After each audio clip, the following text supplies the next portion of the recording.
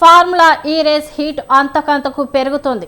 నిధుల మళ్లింపు అవకతవకలపై ఆరా తీస్తూ ఓవైపు ఈసీ, మరోవైపు ఏసీబీ దూకుడు పెంచగా కేసు నుంచి బయటపడేందుకు తీవ్రంగా ప్రయత్నిస్తున్నారు కేటీఆర్. మరి కేసు దర్యాప్తులో ఎలాంటి పరిణామాలు చోటు చేసుకున్నాయి? కేటీఆర్ విచారణకు న్యాయవాదుల అనుమతిపై న్యాయస్థానం ఏం తీర్పునిచ్చింది?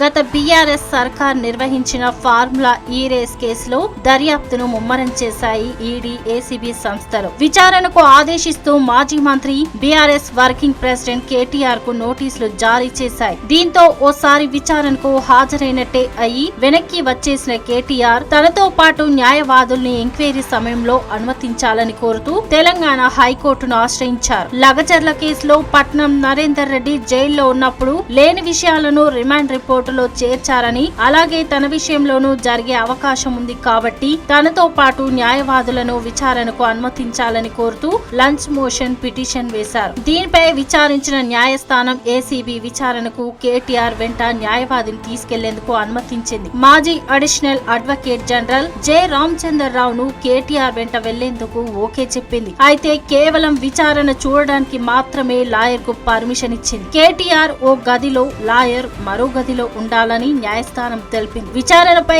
కేటీఆర్ కు ఏమైనా అభ్యంతరాలు ఉంటే కోర్టును ఆశ్రయించవచ్చని సూచించింది. ఇక వాదనల సందర్భంగా కేటీఆర్ విచారణను ఆడియో, వీడియో రికార్డు చేయాలని న్యాయవాది కోరగా అందుకు ఉన్నత న్యాయస్థానం నిరాకరించింది.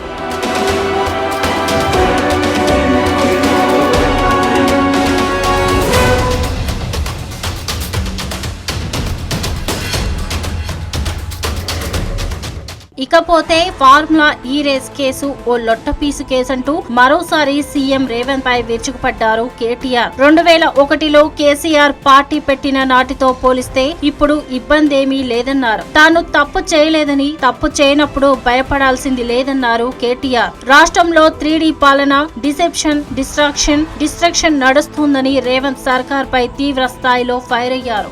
ఆ రోజు ఉండే ఇబ్బందులతో పోలిస్తే ఈరోజు మనం కూర్చున్న ప్లాట్ఫామ్లో ఈరోజు మనం ఉన్న పరిస్థితులు ఏమి ఇబ్బంది? ఇది ఇబ్బందే కాదు. అదొక లొట్టపీస్ కేసు, వాడొక లొట్టపీస్ ముఖ్యమంత్రి. చేయగలిగేది ఏమీ లేదు.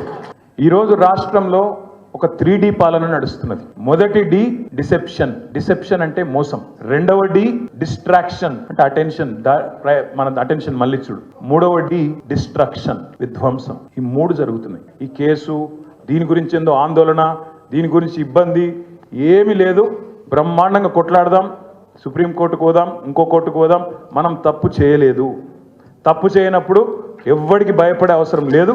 బరాబర్ న్యాయ పోరాటం చేద్దాం.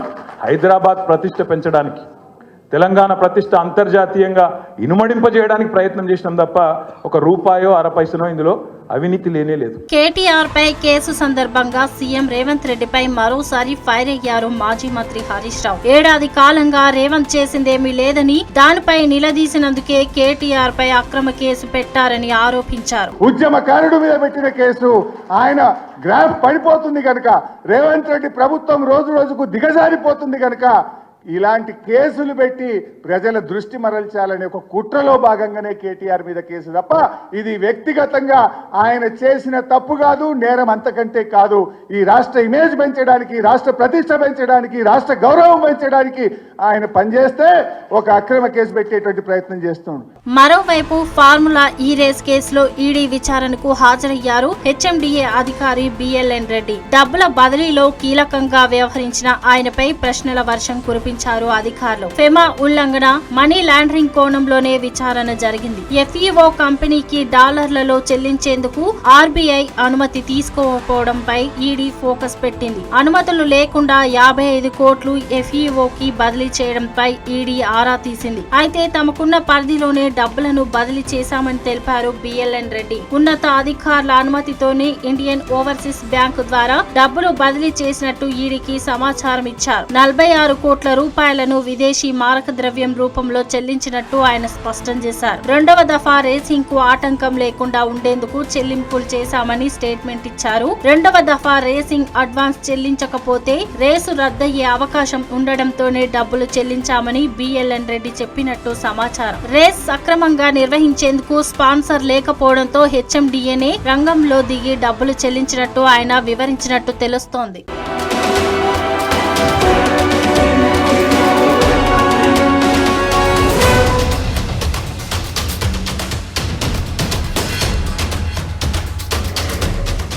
ఇక అలాగే ఈ రేస్ కేసులో A2గా ఉన్న అరవింద్ కుమార్ ను ఏసీబీ విచారించింది. హైదరాబాద్ లో సీజన్ 2 నిర్వహణ కోసం హెచ్ఎండిఏ పై అదనపు భారం ఎందుకు మోపారు, గవర్నర్ అనుమతి లేకుండా మొదటి అగ్రిమెంట్ ను ఎందుకు రద్దు చేశారంటూ ప్రశ్నలు సంధించింది ఏసీబీ. రెండో అగ్రిమెంట్ చేసుకునే సమయంలో కాంపిటెంట్ అథారిటీకి ఎందుకు చెప్పలేదు, ఎన్నికల కోడ్ అమల్లో సమయంలో అగ్రిమెంట్ ఎందుకు చేసుకున్నారు, హెచ్ఎండిఏ బోర్డ్ ఆఫ్ డైరెక్టర్స్ తో పాటు ఆర్థిక శాఖ అనుమతి ఎందుకు తీసుకోలేదని ప్రశ్నల వర్షం కురిపించింది ఏసీబీ. ఇదిలా ఉంటే కేటీఆర్ పై ఏసీబీకి మరో ఫిర్యాదు చేరింది. ఓఆర్ఆర్ లో 7,380 కోట్ల అవినీతి జరిగిందని, ఆ అక్రమాలపై దర్యాప్తు జరపాలని కోరుతూ బీసీ పొలిటికల్ జేఏసీ నేత యుగంధర్ గౌడ్ ఫిర్యాదు చేశారు. ఫార్ములా ఈ రేస్ కేసుతో పాటు ఓఆర్ఆర్ అక్రమాలపై కూడా దర్యాప్తు జరపాలని సీఎం, సీఎస్, ఈడీలతో పాటు ఏసీబీకి ఫిర్యాదు చేసినట్టు తెలిపారు.